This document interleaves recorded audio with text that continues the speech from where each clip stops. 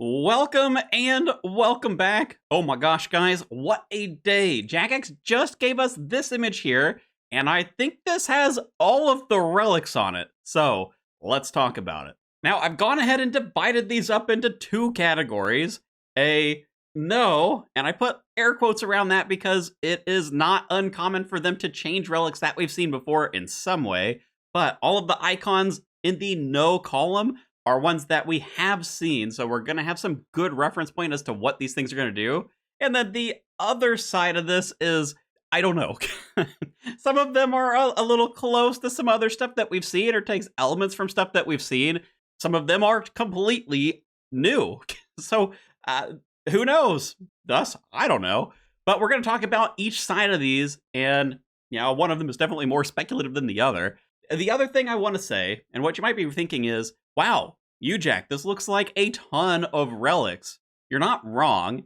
In the past, when we have had relics, it has looked something like this. This is last year from Raging Echoes, and I counted them all out, including the trash can. There are 23 of these here. Now, I know a lot of folks in the league's Discord have been talking about, oh, well, maybe this means we get 5 or 6 choices on this thing here. But what I actually think they're doing is I think they've shown us both relics and combat masteries. I don't think all of these are relics, and I think that'll make a little more sense as we get a little bit deeper into it and I come up against one of those combat masteries. But for now, just know there are 40 of these bad boys. I'm going to put a number like somewhere down here below me so that we can actually keep track of where we're at, because it's a lot of them, so strap in. I'm going to be talking about literally every single one of these. And we are starting with the no category. Make myself feel better, really, because it gets pretty speculative in the I don't know category. First one on the list, Endless Harvest. We've seen a few different iterations of this, but the most recent one was in the Trailblazer Reloaded League, which was Leagues 4. So back in 2020, I think, is when that ran. This was one of the starting relics then. Resources being gathered from fishing, woodcutting, or mining, they're all doubled, they're all banked. You also get extra XP from those extra resources, which is nice. Now, do I think we're going to see this as a tier 1, as a first choice relic for us this year? The challenge with something like this is in the past, we've had individual gathering relics. This has happened, well, last time and a couple of other times as well. In older leagues, we would have maybe more unique relics, kind of like this Endless Harvest piece. Now, I don't think that this goes up very well against things like Power Miner or Animal Wrangler, although those other gathering relics do have secondary bonuses. So like Power Miner last year, it made mining generally faster. You could smelt things immediately as you were mining them. So it's not like there weren't other things. I think it could automatically cut gems as well. But this doesn't feel like a great side-by-side to me. I don't think this is where this will end up landing. If we're getting exactly Endless Harvest, I think there's going to be another spot for it. But we'll come back to this later because we're going to see something similar. Moving on, we have got Relics 2, 3, and 4. Yes, we are going to be tag teaming a couple of these. And these are all the tier 2s from last year in the Raging Echoes League, Leagues 5. We've got Corner Cutters, Friendly Forager, and Dodgy Deals. Now, last time, Corner Cutter, that was like the passive agility relic. You had some boots, you put them on. While you're running around, you just slowly get XP. This also meant Marks of Grace gave you GP. This also meant that laps were counted twice as you completed them. You got more bonus XP from completing them. You didn't fail anything agility-wise, so like shortcuts and things like that. So I don't imagine them changing this one that much. I think that this was really popular. And this is probably true for all 3 of these relics. So we're probably going to see something extremely similar to this. And I do think as like a tier 2 category, it feels fitting. I think this is like an earlier side of the relic. I could see them giving us this actually at the start, just because if we're starting in Barlamore, well, we don't get an immediate agility solve. So if these are the ones that we're going to be picking from in tier 0 or tier 1, whatever you want to call it, right at the beginning, maybe this gives you, an interesting way to interact. The second one here, Friendly Forager, that is when you're doing any sort of gathering, you will slowly build up herbs. And, there's some other requirements in there, like it's based on your level, but essentially it's just passively going to gain a bunch of herbs for you. There was also a nice effect for secondaries where you basically didn't use the secondaries as you're making potions, and it always created 4-dose potions. The last one here, a Thieving Relic, Dodgy Deals. AoE pickpocketing on NPCs, always successful when you pickpocket. Stalls don't deplete. More coin pouches so you can AFK for longer. Anything that you do pickpocket is going to be noted. So all three of these, gosh, they were really good relics last year. Kind of sucks that they're going against each other again, or at least I'm assuming so. I suppose we don't know exactly where these are going to be in terms of like a relic tier, but I don't imagine these moving. It does depend a little on what your goals are, because I think all of these have good use cases. Corner cutters, helping you get to agility faster in Varlamore if there's a lot of tasks around the course that's there. Maybe that'll be useful early game, and of course it's going to help you with agility, which tends to be one of the worst skills in leagues. Barring you take, maybe Moritania, because then you're going to have Sepulcher, which is going to be a lot of XP. I know a lot of people hate that. Friendly Forager is just kind of like an Herblore solve. Also, not a bad call in Varlamore because we do have Mastering Mixology. Now, while this does kind of take over some of the rewards for Mastering Mixology, it does mean that you're getting there faster, which means more points from that minigame. And, Dodgy Deals. With Thieving, AoE pickpocketing is always great. More money, more loot. Stalls not depleting can lead to some really, really high XP rates, especially once you get to Karamja and you've got your Fire Cape. You can go into the inner city and steal from like the ore or the gem stall that's in there. That's a ton of XP. But I will say, I think out of these three, if we're just looking at the starting region, Dodgy Deals isn't quite as good because Varlamore Wealthy Citizens, they have a portion of this. You can have 100% success rate on Wealthy Citizens when they're distracted. So at least in the early game, I don't know if that's the one that I would pick out of these three. But in general, it is still a really, really strong relic, and especially if you're going to go to an area like Moritania or Taranwin, where they have these high-level pickpocketing NPCs, this is probably the one you want to lean towards. Moving along swiftly now, we are at number 5. This one looks exactly like Bank Heist, which was one of the teleport relics that we got last year in Raging Echoes. These were at Tier 3, 1,500 points, and this one lets you teleport to any bank in the game. Now, what I didn't see in the mix were the other two teleport relics. Last year, it was against the Clue Compass, which was crazy, crazy OP. Like, this thing, I don't know why you would have picked something else, honestly, because it would teleport you to your current clue step, so it solved clues, and you could teleport to any of the, like, emote clue areas, wherever you, like, store your stuff. So you already had some banks that you were just right next to. Honestly, the compass kind of broke the game, so like I understand why we're likely not seeing this one again.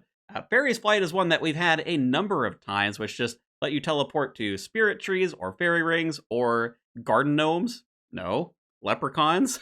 There we go. Find the right word. So that one was good, kind of helped with farming a little bit, but it looks like because we don't have these two, Bank Heist as a teleport relic is going to be against something else, and we're probably going to get at least one other one to compare against, maybe even two. Maybe we'll have one in the I don't know category. Guess we'll see when we get there. Number 6, we have got what looks a lot like Banker's Note. Now, I'll tell you, I am more inclined to believe in Banker's Note than this personal banker. Banker's Note comes from Trailblazer Reloaded. It was a tier 3, which is crazy. And this is what folks are used to with Banker's Note from last year, where basically it would let you note and unnote anything in your inventory. Very, very, very strong relic. I can't believe they had this at tier 3 during the Reloaded League. That is crazy. I think it was up against Fire Sale. Now, looking back a little further, in Shattered Relics, this is Leagues 3, we had Personal Banker. This one allowed you to automatically bank fishing, woodcutting, mining, and farming resources. However, because we have this other Endless Harvest in the mix, I kind of doubt that they're going to give us a weak version of Banker's Note, this like personal bankers thing. So I'm a lot more inclined, yeah, we're probably getting Banker's Note. We actually see on the table, there's something that looks really, really similar to Banker's Note as well. So with this one though, probably a little bit of a tweak. The one that was in Trailblazer Reloaded is like a tad weaker, I think. You don't get to buy things noted from a shop with this one, which I think was one of the passive benefits on an earlier Banker's Note as well. But either way, this is going to be a really strong relic if it is the same one again. And it was tier 6 last year, so it'll probably be a little farther into the relic tree. Speaking of tier 6, number 6 and number 7. Yes, I know we were just on 6, but since I'm on the topic, I figured might as well pull this one in. It looks like we're getting Total Recall again. Now, they may change it slightly. I know a lot of folks had problems with the fact that Total Recall doesn't work in instances, so it's not good for things like Zuck. It's not good for things like Zora, kind of. It's not good for things like Corrupted Gauntlet. Why am I into Ronwood with these examples? But either way, this was still a really powerful relic because you could essentially save your spot somewhere on the map so long as it's not in an instance, and it will also save your hit points, prayer, and special attack energy. So at any point, you could just pop your little recall item. It would take you back to that spot and give you back hit points, prayer, special attack. Not boosts. That was okay. Would it be a little better with boosts? Yeah. I don't even think it's that big of a deal, but I guess, infinite pots we're probably going to come back to. There's something on the table that makes me think we're going to get those. But either way, maybe this means we are going to see Banker's Note versus Total Recall again. And if so, which one are you guys thinking? I know last year a lot of people took Banker's Note. I myself took Total Recall. I think it's still good. Honestly, I'm kind of still on the side of Total Recall. I also think it's more fun. But y'all have to tell me if I'm crazy. Next one on the list is number 8. This is the same icon as the reloaded relic from last year. This one was in tier 4, and this just lets you choose another relic from the previous tier. So of the ones that we're aware of right now, we've got potentially that Harvest Relic, we've got that Banker's Note teleport thing, and we've also got this trifecta of Agility training, Thieving training, and Herblore training to pick from. Now, I will say this icon has also been used in another way in Gridmaster, and that was this little bit right here. Every time we wanted to unlock one of the Gathering Relics, we would see this icon. Now, does this mean that maybe they're using this to kind of give us a choice? Maybe we'll end up with something like this where it's, oh, if you want to just kind of like generally make your gathering better, you pick this one. If you want to make a specific tier better, maybe you go for this one and it gives you a choice between Power Miner, Animal Wrangler, and Trash Can. Could be interesting. I could see them changing this up. Trash Can's not been very good, and, putting it under another relic maybe saves it. I'm messing with you, Lumberjack. I mean, you're trash, but, it might be better in Varlamore. Maybe. There's that fletching mini game, all right? If you haven't seen the Varlamore video, maybe I'll link that somewhere in here. But either way, I'm more tempted to believe it's the reloaded relic, just because I know that was really cool last year. Yeah, Echoes reloading kind of makes more sense than like a Yama contract, but who knows? I'm sure they can find a name that fits this relic here, or honestly, just keep it called Reloaded. I think people would still like it. Moving on to number 9 and number 10, we have got what looks to be Treasure Arbiter and Slayer Master. Now, these were tier 5 relics from last year, and they were also competing with Production Prodigy. There was not a Production Prodigy on that table, though I've got a theory for that in the I don't know section, so I'll save that one for a little bit later.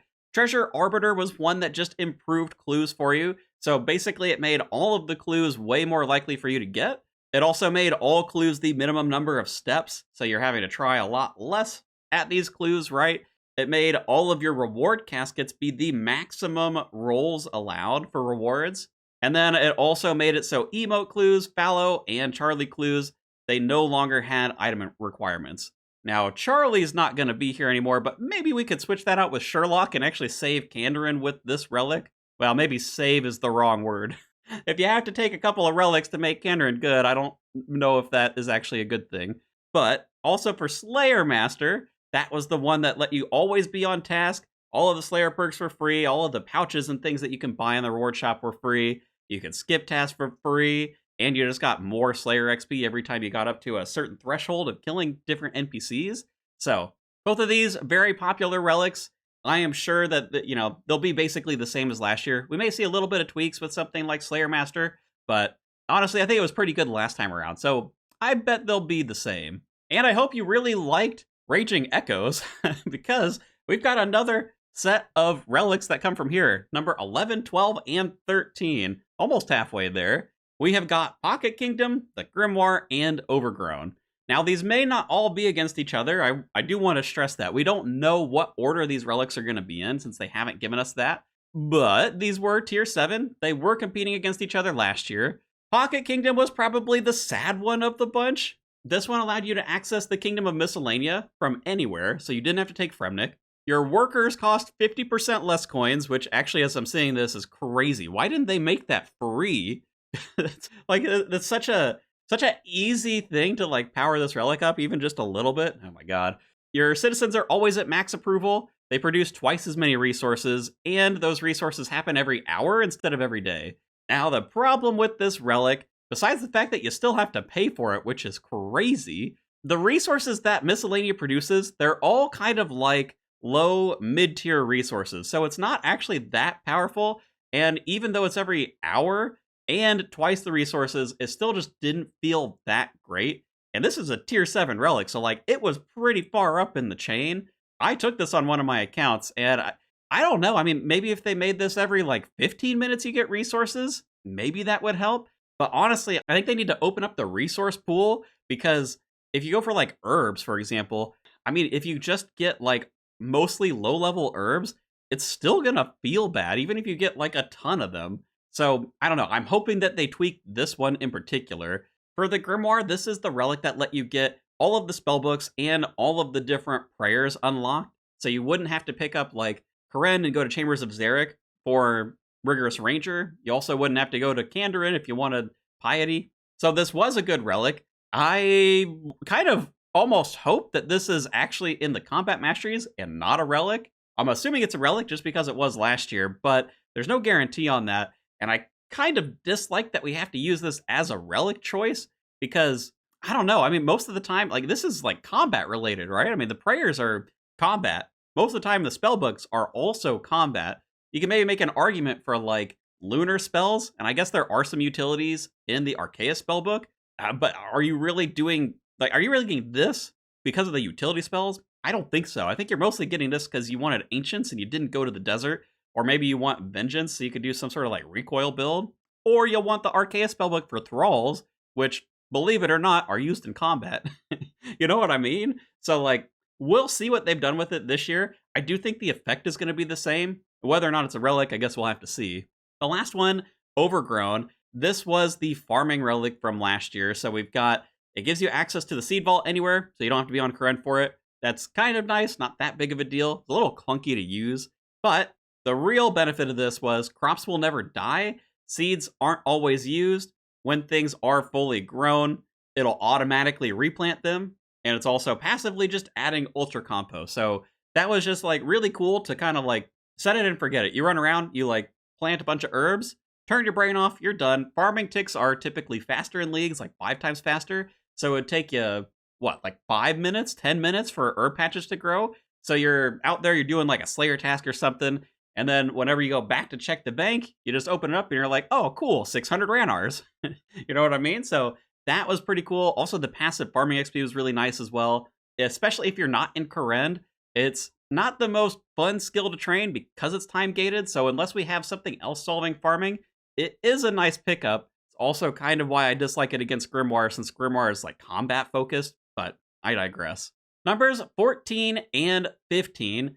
These look like ones that we got from Trailblazer Reloaded a couple years ago, and these were the tippity top relics.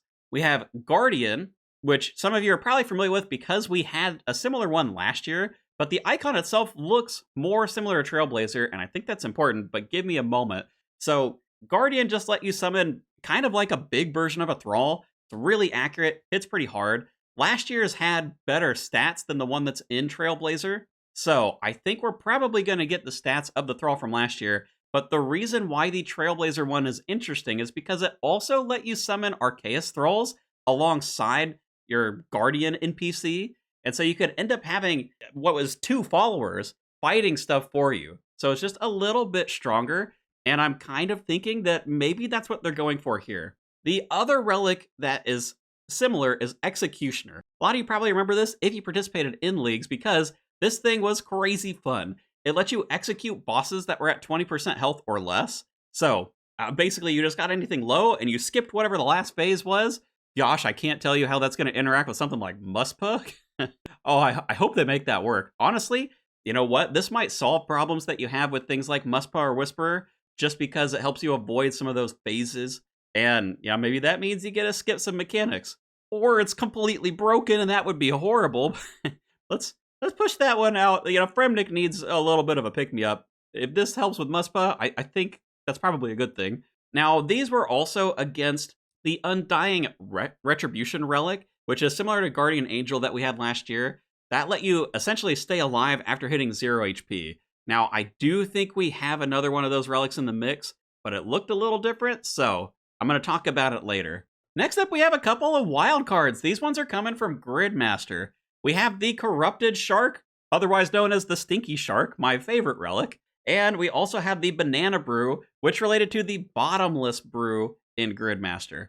Now, for each of these, the Corrupted Shark was essentially just an infinite use shark. If we have something like this, and it is a relic, actually, I guess I could see it also be a combat mastery, because it kind of goes in line with that. If it was a relic, I don't know where I would put it. Do you think this would be like, it's got to be like a mid-tier something, right? I mean, it can't be like super high up. Although, I don't know, maybe? I mean, infinite food is really strong. The only thing it doesn't save you from is one-hit mechanics. And it kind of likewise with the Bottomless Brews, any potion that you sipped, it wouldn't go down. So they essentially all become bottomless. Well, I mean, that is pretty strong. Infinite boosts and also the brews. I mean, that'll save you on a lot of what would have been otherwise one-hit mechanics. I mean, the only thing it probably doesn't save you from is like Zuck, just because his max hit is so high. So I don't know. The more I'm talking about it, the more I'm thinking maybe these are going to be in that combat mastery tree. They did say combat masteries aren't going to be as linear, so I'm half expecting that we're going to get some random effects that are mixed in with combat masteries from what we're used to in previous leagues. Speaking of combat masteries, here are the ones where I'm really thinking they showed us more than just relics. Because, now these are some old ones, 18, 19, and 20. We have got Knife's Edge. This is looking back in Shattered Relics. This was one of the set effects where you would deal more damage for every hit point you were missing. In the past, we have seen a relic similar to this called Berserk, which has been kind of one of the later tier relics. But man, doesn't this just feel like it would be a combat mastery? Same thing with Double Tap, that little like bow and arrow looking icon there. Players have a 60% chance to perform another range attack after a successful hit. So kind of letting you double up on your attacks. It's going to be really good for fast weapons. And again, this was a Shattered Relic set effect thing. So I don't know. I mean, this is really feeling like they're trying to do some more interesting change-ups within the combat masteries to me. I could be crazy. We could have like 6 relic choices per tier, but that also feels like a lot of choices. Like, are you going to want to have Knife's Edge versus Double Tap versus Grimoire? Feels a little weird, right? Although Grimoire is probably a bad example, because I did say I would rather have that one in the combat masteries. How about this? Knife's Edge versus Double Tap versus Pocket Kingdom. I mean, like, what would that be? You know what I mean?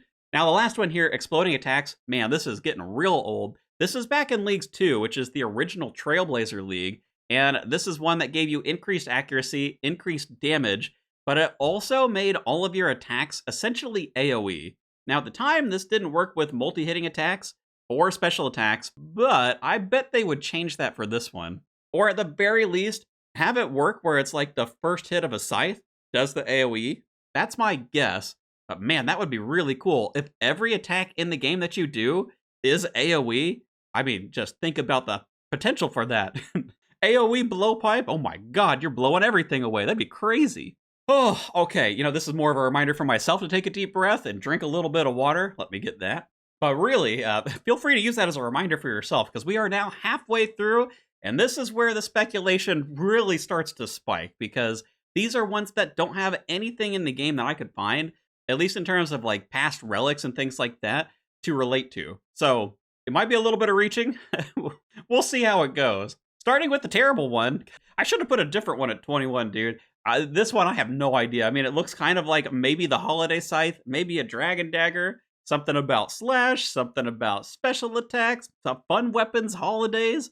I mean, they did this stupid line thing in Gridmaster, so like, maybe this is just lines and I'm interpreting it wrong. I have no idea. And I think during this section, take some notes. I'm probably going to need your help on a lot of these because it's very, very speculative. Now, I will say, though, if it's related to combat, I think it's going to be a combat mastery and not a relic. Because remember, the combat masteries, they're not going to be linear. Or at least they're less linear than they have been last year. So I really think they're going to try and put some, like, interesting choices in front of us Do you take something like this, which maybe it makes your slash weapons more accurate and more damage, or do you go down a route where maybe you start getting better special attack or something like that, right? So we'll see. But let me go to the next one because I think I'm a little more confident on this. Number 22. This thing looks a whole lot like Production Master to me. Now, you may notice it's got a knife and an axe. That is a lumberjack axe, if ever I've seen one. I kind of think, because of how trash can the lumberjack relic has been, they've thrown in the towel on it. They said there is nothing we could do to save this, like automatically making planks or something of that nature, or fletching more than arrow shafts. Yeah, last year this thing, doo-doo, chop a tree, auto burn a log, or turn it into some arrow shafts. I mean, golly, dude. Arrow shafts, are you sure? But I think they are going to combine Production Master and Lumberjack. And honestly, I mean, people already love Production Master, so giving some extra benefits for Lumberjack, I mean, that's just a positive for this thing. Does make me wonder what it's going to be against, because Production Master is already pretty strong. But I am really curious to see how they combine these together, because if it's just like straight up both of these, then, I mean, this just helps you train woodcutting and fire making and a little bit of fletching on top of all of the other stuff that Production Master does, which is like processing whole inventories of things. All your ores smelted at once. All your logs fletched at once. Making those headless arrows into regular arrows, those were also really fast. Oh my god, actually that makes a whole lot of sense now. Cleaning herbs all done at once, potions all done at once, cooking all at once. I mean, man, Production Master, great relic. Next up, number 23. We have got what looks a whole lot like Last Stand. This is where I think we're getting our sort of like survival relic. Now, it does look a little different from last year's, and it definitely looks different from the Retribution one that I showed earlier. Now, last year, what this would do is it let you stay at 1 HP, it boosted your stats up to 255, and you basically got to do massive damage for like 3 seconds, or whatever 16 ticks is. And it did have a cooldown after 3 minutes. So I think we're probably going to keep the cooldown. I think we're going to keep the sort of like, you don't die at 0 HP, but this looks a lot more like we've got a heart and some lines kind of shooting out through it. I almost wonder if this is going to give us like ultra mega lifesteal or something of that nature. Although, is that as fun as doing a bunch of damage? Probably not. I don't know. I mean, I guess more damage probably translated into more healing anyway if you had some other passive healing in the mix. We are also in a demon-themed league, so it is possible that maybe this is more like you stay low and you do more damage while you're low. I'm not 100% sure what they're going to do to kind of tweak this, but this is likely going to be in the final tier because every time we've had something like this, it has been. So that would also put it up against what is the Guardian Relic and the Executioner's Axe. What a tough choice. Honestly, especially between Executioners and Last Stand, I don't know. I would probably take Last Stand personally just because it lets you try out a lot more stuff, but Executioner's Axe was a pretty good time.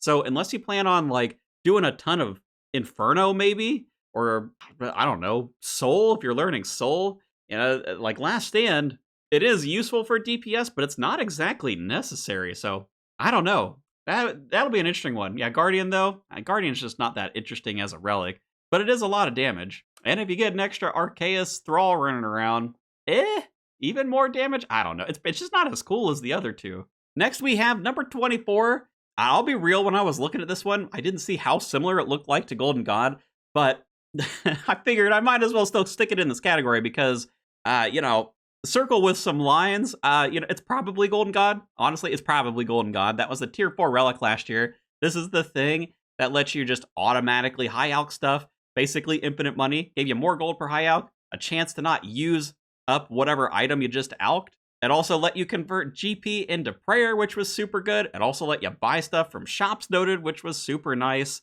Are we going to see this one again? I bet even if this is Golden God, they're probably going to tweak it a little bit because this is one where I feel like we've seen this a couple of times. So my bet is if they do take this, maybe it keeps the auto alch for the gold printing, but maybe we see something different from like prayer. Maybe it's a different skill altogether. Convert gold into, I don't know, crafting XP. That's probably not quite right, but you know what I mean. I think they'll end up changing that. Now, previously, this was against Reloaded and Equilibrium. Reloaded is the one that we talked about earlier, just let you pick one of the earlier tier relics. Equilibrium was one that gave you extra XP while you were training based on your total level or your lowest skill. I did not see an equilibrium in the list, which is probably for the best because that relic, I know there's some people out there who love it, but I mean, that one, it did not feel good just because the extra XP you got from it didn't scale with the league's bonus XP, so kind of underwhelming most of the time. There's maybe some really, really specific situations where it was good, but there is also the chance this isn't Golden God because, we're starting in Barlamore. Maybe we got like Ralos out there.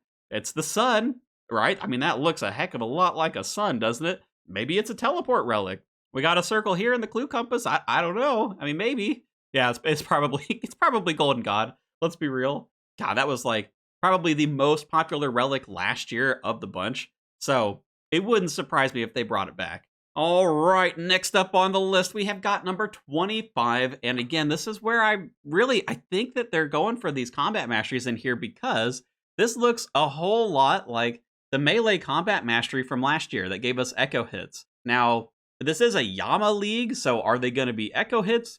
Maybe not, but it does look a little different. If we turn this sideways, you can kind of see the scythe in here. We got ourselves 4 little blobs kind of floating up in this fire, like 4 souls maybe. So I was thinking maybe instead of echo hits, we're siphoning off the souls of whatever we're fighting. Maybe we're doing additional damage over time, something of that nature, rather than like stacking things out. And Barlamore also has a lot of burn effects, so I mean, it would kind of fit the theme. I know Yama's in Karen, but since we're starting in Barlamore, that may help push us in certain directions for like design decisions. Oh, I was looking forward to this one. Number 26, Pineapple Head. I don't know, man. I was looking at this one and you tell me that is not like a giant's head and a pineapple. Like, I mean, just look at it. We could do like the CIS whatever show. Let's enhance it, right? We make it bigger. I'm looking at it. Hold on. Wait a minute. Something's coming to me. Wait. Calquat pineapple. That's where we're at. Calquat pineapple. Yeah, I have no idea. What is this thing? Is it a relic? Is it a combat mastery? Is it something with a pineapple? I don't know. Tell me if I'm like missing something in here. I could not find anything that this looked like. Next up, we've got this. Yeah, not a lot to go on. It's like a chess piece. Is it a pawn? Are we pawns in this game? I mean, maybe. I don't know. This is another one where I think speculate away. This is a great one. Go speculate in the comments on what the heck you think this thing is. Is it like the Naruto gourd where you permanently capture a soul? Any Naruto fans out there? You know what I'm talking about? Ninja weapons. Anyway, number 28. Now, originally when I was looking at this, I thought, maybe that's like a range something. But it is 100% a bell of some kind. Whether it's like the Slayer bell, the construction bell where you summon like your demon butler. And the demon butler was in the picture. So like maybe you've got like the crier bell. For whom the bell tolls, that sounds like a demon thing to me. Now, just because the demon butler's there, I'm kind of inclined to think maybe this has something to do with construction. A construction-related relic. Maybe it lets you build out like a maxed house for free. Normally that requires like going to different areas to get some of the different stuff. I'm not 100% sure. They could have it buff like a demon butler, but that doesn't seem quite... Oh my god, wait a minute. Maybe you can ring this while you're in combat and a demon butler shows up and like gives you some supplies. Now, if we have something like Banker's Note, that's way less impressive. But maybe if you wanted to go like Last Recall, is that good? I don't know if that's good. That's a tough one. Moving on to number 29, we have got hands with 3 balls in them. You should probably go to a doctor if that's you. Now, so we've seen the hands before. The hands were a part of the jewelry teleport relic. So this kind of makes me think maybe this is a teleport relic. I have no idea what these balls would be. Normally it's been a necklace. Is it a ring? I mean, these don't really look like any of the teleport jewelry. So what I kind of wonder, in Scattered Relics, we got a set effect, which this related to waystones. Now you might be asking, what are waystones? In Shattered Relics, this is how you would get teleportation to other areas of the map. We sort of have this already, with areas that we unlock, we get like a home teleport to that area, but maybe this allows us to set a waystone somewhere and teleport between it. Now, there are 3 balls here. Maybe it's 3 waystones. That feels a little bit strong against something like Banker's Note. But if it was like 1, where you had to run, you set the waystone, and now you can teleport back to it, would that be strong enough to be a teleport relic? I'd have to really think about that one. It would go really well with something like Last Recall because then you can essentially save your spot in two completely random locations on the map, and I bet there's going to be a lot of really cool things you could do with that. But then early, this would kind of suck as a teleport relic because you would need to use traditional teleports to get yourself at least part of the way through your journey. Like the initial setup would be really long, but then once you have it wherever you want it set up, then you just need a teleport that's like back to a bank so you can kind of go back and forth between it. I don't know. Actually, that does sound kind of good. And I could see a world where this is against something like Banker's. Oh, what did I say? Banker's Note? Not Banker's Note.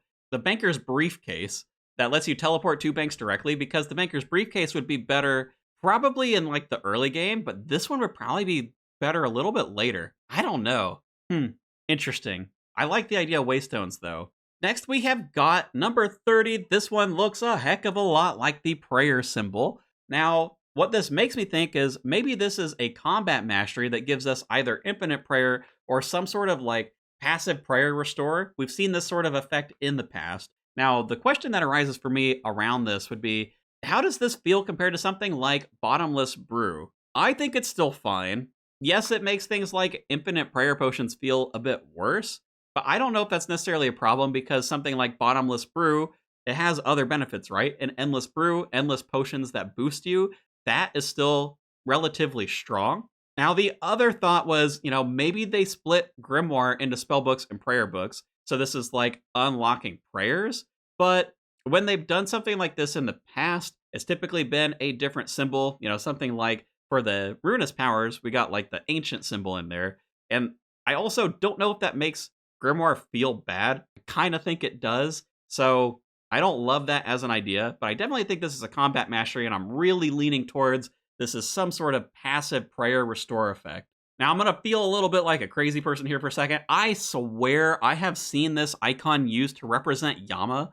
I just don't know where. You've got the little tuft of hair there. You've got his two horns kind of like curled around. I am like almost certain this is an image of Yama. Does that mean it's a Yama relic or a Yama combat mastery? I mean, maybe. If you think about Yama as a boss, what does he have? He has contracts, which have different effects that you can interact with, right? So let me just go through a few of these. You've got a contract that has prayer bonus, meaning more damage, but faster prayer drain. You have a contract that gives you reduced attack range, but you do more damage. You have a contract that like summons explosive orbs, like void flares, that deal a lot of damage in an area, on some sort of timer. He has a contract where you do more damage as your HP gets lower. He also has a contract where you can't restore prayer via potions, but special attacks are stronger. So maybe as a Yama combat mastery, this is a sort of like give and take type of deal. It's a trade-off. And I would love to see it do something in relation to his contracts, especially like the reduced range thing. That could be really cool for both ranged and mage. And I mean, shoot, maybe even melee with things like the halberd, where when your range gets reduced, you do more damage. I don't know though, but I am almost certain that this is a picture of Yama. I might be embarrassing myself here, but I guess we'll find out when they reveal this one in the coming weeks. Next, we've got number 32. Now, I immediately see we got a little helmet with some horns. Made me think the battle hat. Now, I don't think they're going to give us the battle hat as like a relic or a combat mastery, because that would be really, really strong, like best in slot helmet. That would kind of wreck some of the area choices for us too. But what they might do, if you recall the battle hat from Gridmaster, it did give the Slayer passive. Now, I don't love that as an idea for this relic, and you'll see why on the next one. But we did also have a couple of things like Berserker has the horns, so, maybe it's something like that. But that was, again, like a damage increase based on your missing HP. And I don't love that idea because we've got Knife's Edge that looks really, really clearly in the mix from our known relics. So what does that leave us with here? Maybe this is the one that applies Demon Bane, because Yama's got some horns. We got some horns in there. We're probably going to want Demon Bane because we're going to have to fight Doom. And you may not be using the Arceus spellbook if you're not a magic build for some of the mechanics there. So that's kind of where my head's at with this one, but I don't feel super confident about it. Now, the reason I didn't like the Slayer helm for the other one is because 33, looking at this, again, I swear I have seen the Slayer helmet depicted like this in like small pixel form somewhere. I don't remember where. I've got a couple versions of it. You can maybe kind of see what I'm getting at here. Shoot, is this the like pineapple thing from earlier? Oh my god, it might be. The Slayer helm has the earmuffs. Maybe I'm figuring that one out. Whatever. I'm committing with this one being the Slayer one. What could you do? I do think that they are gonna put the Slayer perk outside somewhere in like combat masteries or relics. The reason being, Mauritania has been the king of Slayer for so long because it's the only region to get the Black Mask. And Mauritania sucks if you're not melee. But like the Black Mask is a super, super fun effect to have for range and mage too. So like I think that's what they're doing here. Whether it's this one or the pineapple head one, I'm getting myself more confused the deeper into this we go. But I guess that's the nature of the speculation, huh? Next, we have got number 34. Oh my gosh, we're almost to the end. I have no idea what this thing is. It kind of looks like a cannon, maybe. I'm like turning my head a couple of directions trying to figure out what the heck this thing looks like. I would not say I feel confident about this at all. But maybe cannon something? Golly, dude, I don't know. Next up, number 35, we have what looks a lot like the Zuck helm. Now, that might feel a little weird, but combat masteries are things where, yes, you can kind of complete them as you go through the league, but because of the area restriction, you're never able to fully open them up because you just can't get enough combat masteries to get all the way up to like the Grand Master tier. And let me just read through a couple of the benefits that you get as you go through the combat achievements. Increased like a boss slayer count whenever you pull a boss task goes up to like 65. Thralls last twice as long. Cannons hold more cannonballs. Better superior slayer spawns. Increased chance of clues. Imbues are cheaper. No prayer drain when you're in barrows. Plus there's all the XP lamps that you can claim. Now, I don't know if I like this as a combat mastery. Might feel more like a relic, especially if it's like middle of the pack, maybe a little bit lower tier. You know, especially if we do actually get the lamps, because I think the lamps would be huge. They are some really big XP lamps that come from combat masteries. I guess I could see it as maybe like a low tier combat mastery, because some of those benefits are going to be nice. It's just, I don't think they're crazy enough for you to want to take this over something else. I could be wrong. Shoot, I mean, we're already on like 3 Slayer helms at this point. Maybe this is the Slayer helm bonus. I don't know. Next up for number 36. This one is the same model as a PK skull. And what are the PK skulls? They belong in the wilderness. It's all about aggression. It's very big on risk or losing your items, right? Because when you're skulled, you drop everything. Now, what would that mean? First thought with the wildy is like, hey, there's rev weapons. Maybe this is like rev weapons can be used everywhere. That feels a little area specific, so I don't know that I like that. But on the flip side, maybe this is something like all weapons get a similar buff, like what the Revenant weapons get. Their base bonus is 50% accuracy, 50% damage. So it could be something in that realm that might be a little strong if it applies to literally every weapon, because can you imagine a 50% stronger scythe? I don't know about that. But maybe they could tune this back as like a lesser version. Maybe it's like 30%, maybe it's 20%, right? Or if this is one that's kind of like the very end of the combat mastery tree, you could expect something that's like really powerful like that. It's also possible they lean into like a high risk, high reward type of thing. Maybe that would mean the more valuable your setup is, the more damage you deal, which would also mean that if you do die, you end up having to pay Death's Coffer way more money. And they could even tweak this so that Death's Coffer fee is like 10 times whatever you would pay. Now, is that like a cool thing? I don't know. That feels a little weird for me. So I don't know if I like that idea. It could also potentially be something where maybe it's like if you hit first, you do more damage. So like your initial attack is always your max plus some percentage because you get scolded from attacking players first. I don't know. All of these feel a little bit like a reach. I don't feel very confident about this one either. Next up, oh my gosh, we've got like not quite a circle. 37Y, it's so plain. The best thing I've got for this is like maybe it's a shield. Now we had something like Absolute Unit in the past where it just let you take reduced damage, it let you reflect damage back on monsters. I don't see any reflection thing here, but I could see them taking like the damage reduction percent. I do think we're still going to have those types of passes available in the combat masteries, except maybe now we have to actually pick them in the tree. So you can end up going like super glass cannon, or you can go a little bit tankier if you need to. I also did put a couple of other things here while I was trying to figure it out. So, like, is it a gem? Is this a crafting thing? It almost looks like last year's Guardian Relic, but not quite, because the end isn't as pointy as the Guardian Relic over there. So, I don't know. Best case scenario, I think, is like it's probably a tanky combat mastery. But, uh-oh. My next one it's a turtle, number 38. And I'm like, turtles are slow. They're tanky. I don't think we're going to get 2 tank mastery choices. I mean, I guess we could. Although, slow but steady wins the race is a saying. Maybe it's a movement-based thing, where, like, if you're walking, you do more damage. I think they may have tried something like this before in past leagues. It could also be something where, like, the less you move, the more damage you do. So that way, if you're, like, standing still and you're tanking a bunch of stuff, then you're just, like, unleashing your damage. I could see something like that as well. Does make me think it's probably a combat mastery. Or we get a relic that summons a turtle. I mean, that'd be kind of fun. Next up, we've got probably one of the coolest looking ones. I mean, this thing is like some sort of demonic pact symbol. You know, like you're selling yourself for something. I have no idea what that would relate to. Yama does have these sort of glyphs on the ground when you're fighting him, and it gives you immunity to his attacks. So maybe this is something special that can provide you immunity. I don't know, though. You pick a glyph, it spawns on the ground, you step on it, and then it does something for you. That feels a little weird. That also feels like really hard to implement. So I don't know if they would do something like that, but that's the only thing that comes to mind. And then the last, but certainly not least, we have got number 40. I swear this looks like a paper boat, dude. Does this mean we're getting sailing? Aha! They already said we're not getting sailing, so it's definitely not that. Maybe it's a crown? It kind of has the same shape as a crown. Not exactly, but you know what? I think that makes you a king and or queen. You are royalty for sticking it out for this long. What'd you think of the speculations? You think I'm right on some of that stuff? You're probably smarter than me in the comments on the other ones, because pineapple head? Really? Come on, it's not going to be a pineapple head. Like, what does that even mean?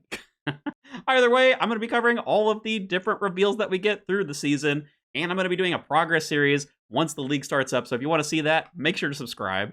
And of course, join the Discord if you want to chat with me or my community. That's also going to be linked in the description. Thanks so much for watching, and I will catch you in the next one.